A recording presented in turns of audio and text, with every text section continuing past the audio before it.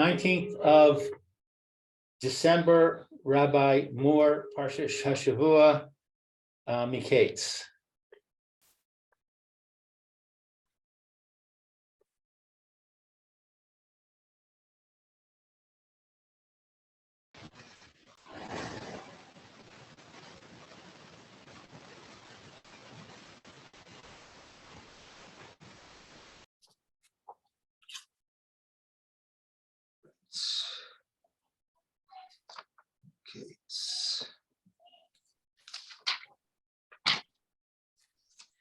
Yeah.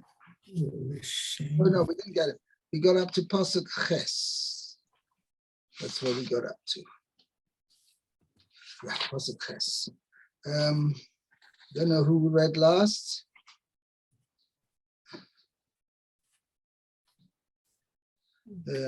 Okay, Maya, let's start off, please. Pasuk Ches. Okay, Chet. Okay. It says, Vayihi baboker v'tipaem rucho vayishlach vayikra et kol chartumei mitzrayim v'et kol hachameha Okay. Chachameha vayisaper paro lahem et chalomo ve'ein poter otam lefaro. Okay, so it was in the morning, and his let's see, Was agitated. Agitated. Okay, and he sent and called the Chartumei.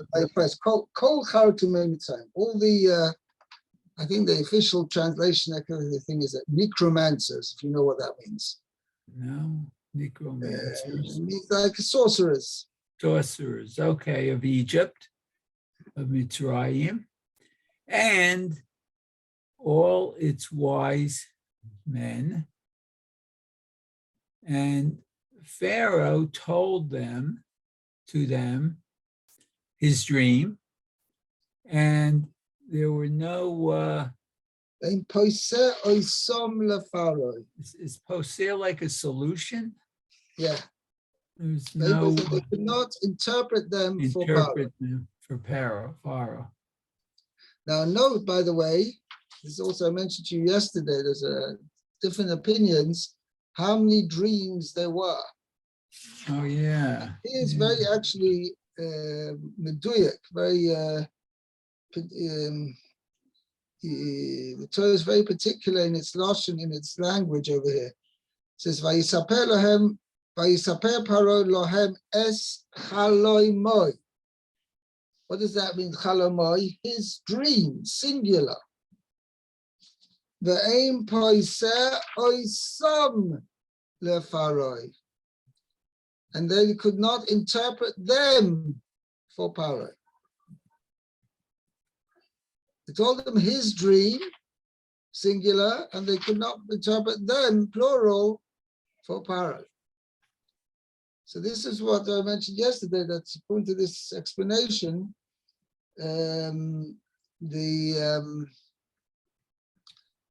this was the idea that Paro, in a way, was his acid test to see if the interpreters could understand really what the dream was about, is whether they interpreted it as one dream or more than one dream. Because the whole point was that whether the waking up in the middle, was that part of the dream or not? Did he really wake up? Or was the waking up and falling back asleep again part of the dream? He didn't really wake up. In his dream, he woke up. Went back to sleep. Okay.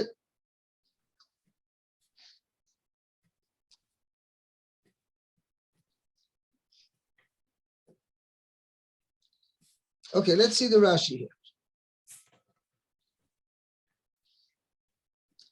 There. Okay, Rashi, let's see. Let's see, this was Chet. Okay, so it says, Vatipaem. Okay, so this spirit was agitated. Mitar pa ruche. This is the Targum says that his spirit got stirred. Right, Metarfa means like it was knocking, it was Knocking, agitated. agitated. Okay. Okay. Mikakeshet bitocho kifa'amon. So he was shaking within him like a bell, it says. Right. It was Kifa'amon. like the clapper of a bell. Oh, like the clapper of a bell. Okay. Uve Nebuchad Netzar Omer, but tit paem rucho. So Nebuchadnezzar said that his spirit. About Nebuchadnezzar, he said.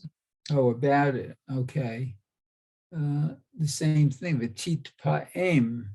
So Rashi is going to point out a difference because here it says Vatipoem, and then it says Vatispoem ruchai. Ah. Really, they add some the same form, but this has a shortened. This like a shortened expression. This is also Vatipoem is also it's really a passive. It's a reflexive, passive isn't form. it? Hitpael is a reflexive. Reflexive, yeah, but it's more, yeah. It's also a reflexive form. Mhm. But there it says Vatispoem ruchai. So Rashi explains the reason why he uses like an expression, two tufts and not just one. Vatipoem says Vatispoem. He repeats the letter taf. So Rashi says why? Fishahayu sham shtei peimos. There were like two agitations. Oh, two. Oh, okay. Shikhat hachalom. Oh, the forgetting of the dream. Okay. The ha'olamat pitrono. And elam is to hide, isn't it, or something? Yeah, it does, right. So to hide its solution. The concealment of its interpretation. Interpretation. Oh, okay. So there, like Nebuchadnezzar had a dream, and it was a disturbing dream, and it agitated him. But he after when he woke up, he actually forgot the dream. So this was double trouble. Okay, because he knew that the dream which he dreamt was something of significance, and he was disturbed by it. But not only disturbed him even more because now he knew who he dreamt something of significance, but he didn't know what it was about now. Okay. Okay. Next Rashi is Chartume. So we said those were the necromancers of. Okay. So now Rashi says, what's this word Chartume? So Rashi says is an acronym.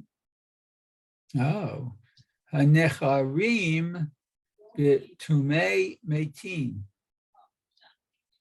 Okay. So those who disturb Time, Betime. So it means those who Necharim, I don't know. Let's see, I'll translate it over here.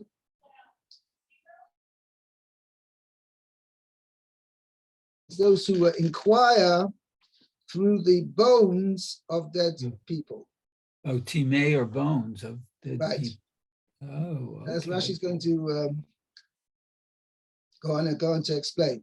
Oh, Mason, right? That those inquire through the bones of the dead. Yeah, sheshoalim ba'atzamot. So right, they ask of the bones. Yeah. Wow. Okay. Team A, hein ha'atzamot l'shon arami.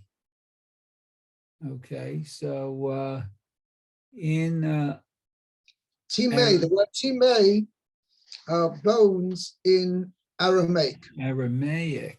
Oh, okay. Okay. Uva Mishnah, Bayit Shehu Malei Timaya. In the Mishnah, it's a house filled with this Timaya. That's what he says. Rashi goes on to explain. Mole Oh, atzomos. Malei Atzimot, filled with bones. Right. Wow. Okay. And then the next one, Ve'ein Poter Otam Lefaro. And there was no one who could give Pharaoh a solution to this interpretation. Okay, Potrin Hayu Otam. They did interpret them. Aval lo lefaro, but not for Pharaoh. Oh, why not? Shalo haya kolan nichnas beoznav. That their voice did not enter their ears, I guess. Wow. Huh. Below haya below haya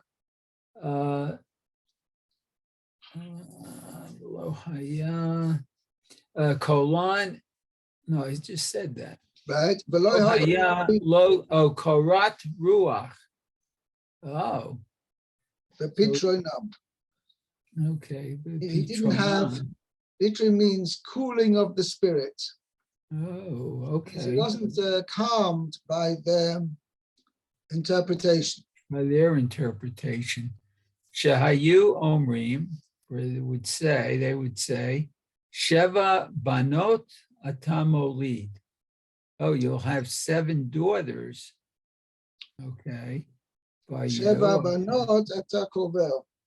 Sheva banot atan. Oh, and 7 daughters you shall bury. Ooh, that's scary.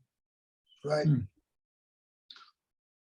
So it's interesting. The Mefarshim discuss over here. What didn't Paro like about their interpretation?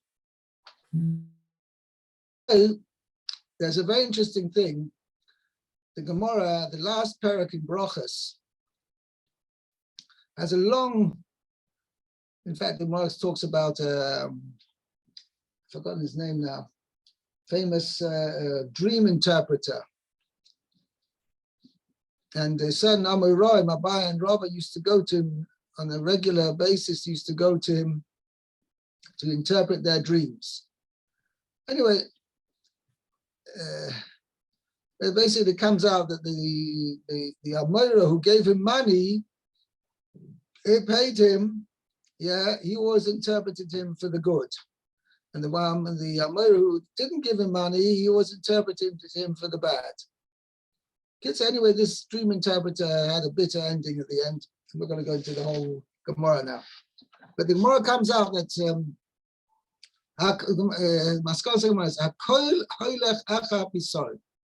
everything follows the interpretation. Meaning, a person has a dream, there's no one definitive meaning to that dream. It really depends. The interpretation of the dream can go any way, depending on the person who is interpreting it, and obviously the person from whom it is interpreted for, whether he's accepting of that interpretation. So if the guy gets his dream interpreted and he doesn't accept it, then what's the, how could that be, you're saying? I don't know. I'm not sure. I'm not proficient enough in dream interpretation to be able to tell you what the svara is behind that. But anyway, I'll go upon him. That's the thing. So over here, that's Paro obviously knew this, and he said, I need an interpretation. If it didn't satisfy him, that means it was not the interpretation. This was not going to be the interpretation of the dream.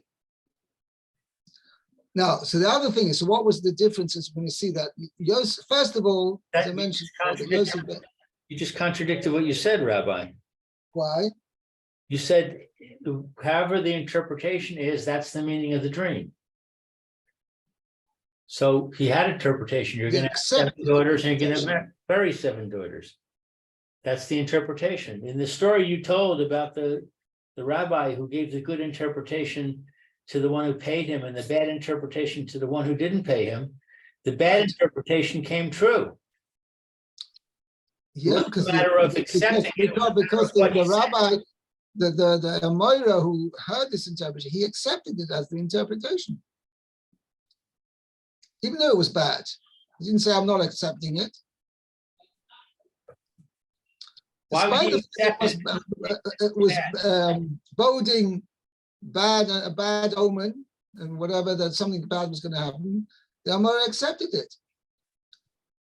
Why would he do that? Accepted it as the interpretation of the dream. It's not, no, you're right. If he did, the Amoira said, no, you're interpreting bad for me, no, I'm not accepting it, then a Hanami may have been different. But he accepted it as something bad. Doesn't the story go on? Okay, this is what the message Hashem is telling me. What? I think the story goes on to say that he got very angry at him. No, he got angry at him that when afterwards it says Rava, he discovered that the book, his instruction, his interpretation manual of this guy, of this interpreter, and it said the first thing, major thing, meaning the interpreter can interpret it. He's not limited. According to the way it's interpreted, that's going to be the interpretation of the dream. So which obviously the Amoira priest had not been aware of. So he thought that if this person interpreting the dream is interpreting it as X, then it's got to be X. There can't be Y. There's no other interpretation. So therefore he accepted it as being the interpretation. But then when he heard that the guy was just interpreting always him for bad because he wasn't paying him, he says, 1 second. You can't do that. At that point, he got upset with him. But till then, he thought that the interpretation of the dream was a definitive interpretation, which it's not an invariable. It's not something which can be manipulated at all. So therefore, he thought, okay, that's it. So I'll accept it, whatever it is. But then he discovered that this dream interpreter had interpreted it for him for bad because he wasn't paying him. He says, chutzpah. At that point, the Gemara says he got back at him. And the most of the end was that he got the dream interpreter was not, the interpreter got a very bitter ending, had a very bitter death. I got upon him, but as long as the Rava had understood that this is the interpretation and accepted it as the interpretation, that's what happened. So the same thing over here, Paro, because he didn't feel comfortable that this was the interpretation of the dream, then it wasn't going to be the interpretation of the dream. Anyway, what I want to say was that what was the idea? What was the major difference between the sorcerers, the Khartoumim's interpretation and Yosef's interpretation? Is that the interpretations of the Khartoumim were very much to Paro on a personal level. He's going to have 7 daughters. He's going to have father 7 daughters, and then the 7 daughters are going to die. It's everything to him personally. And Paro, the various maybe indications or whatever, Paro understood that this for him is a dream of national significance, not just personal significance. Therefore, that's the main reason why I didn't accept the interpretation. Okay. Okay, go on. Let's go on to next pasuk. Pasuk test. Lou. Vaidaber star hamashkim es paro lemor es chatai ani mazkir hayom. And the chamberlain of the cupbearers spoke to Paro, saying, that's a pretty heavy. Sar Mashkim is basically the wine butler. Okay. the wine butler, the chamberlain of the cupbearers. Okay. That's a bit of a, by the way, it's an interesting point. I think it's this foreigner says this. If you go in the end of last week's Parsha, when they actually had their dreams, the whole incident there, when they were put into jail, and so go back to chapter Mem. It says, the pasuk says, "Vayi achad v'melech chotu mashke melech Mitzrayim v'ha'ofer." Says the mashke, that's the butler of the king of Egypt, and the baker, ladoneihem lemelech Mitzrayim. They sinned to their masters, the king of Mitzrayim. Okay, so first of all, the word ladoneihem is plural. It doesn't say la'adneihem, it says la'adoneihem lemelech Mitzrayim. Okay, to their masters, and then it says the king of Egypt. And then the next pasuk says, "Vayiktzor Paro." Paro got angry. Al shnei sorisov, over his two officers. Al sar hamashkim, al sar ha'oifim. Over the, should we say the Chamberlain. officer, or the chamberlain of the mashkim, or the ones of the butlers, and the sar ha'oifim, and the chamberlain over the bakers. So says this foreigner. And this is what we see often nowadays, that if one of the employees of there was a Sar Mashkim, means he was the one in charge, he was the chamberlain, the chief of all the butlers, the ones who were in charge of supplying the wine for the king, and the Sar Oifim was the one in charge of all the bakers. And what happened? Who actually sinned? Not they themselves, but it was one of their workers, one of their underlings, Mashke v'oifer, the actual butler and the baker. But who got to take responsibility? The one in charge, the Sara Mashkim, the Sara oifer, because they had to take responsibility for their underlings. And that's exactly what happened. That's what it says. So he says the Mashke and the oifer, the Mashke means the butler and the baker, sinned la'adoinehem, to their masters, who was respectively the Sar Hamashkim and the Sar Ha'oifim, who in turn sinned Lamelech Mitzrayim, to the king of Egypt. So in other words, the Mashke was answerable to the Sar Hamashkim, and the Sar Hamashkim was answerable to Paro. And since it came out that the Sar Hamashkim had been irresponsible in his handling of the actual butler, so he had to take responsibility, and he got thrown into jail. Anyway, so that's why I'm just pointing this out over here. So here it says, "Vayedaber sar hamashkim es Paro lemor." The officer, the chamberlain of the butlers, said to Paro, spoke to Paro, saying, "Carry on." My sin, I have mentioned today. I do mention, my I sin, am mentioning, I'm mentioning my sin today. right, So Rashi says, I don't think there is a Rashi. hello, There's no Rashi. I don't hear you, I've lost you. You lost me? Can you hear me Well, it now? looks like you. Oh, Can you hear me, Mayor? No? Yeah, I Yeah. can hear you.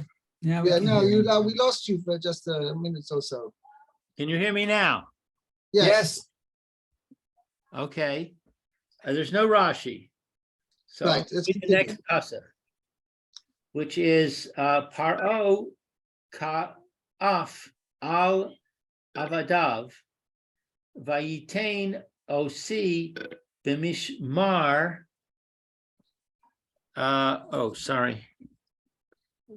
B'mishmar. Sorry, I messed something up here.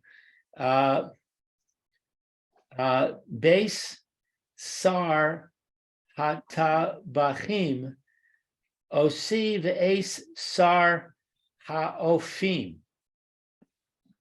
Okay, so it means Paro had become angry with his servants and placed me in the board of the house of the chamberlain of the butchers, me and the chamberlain of the bakers.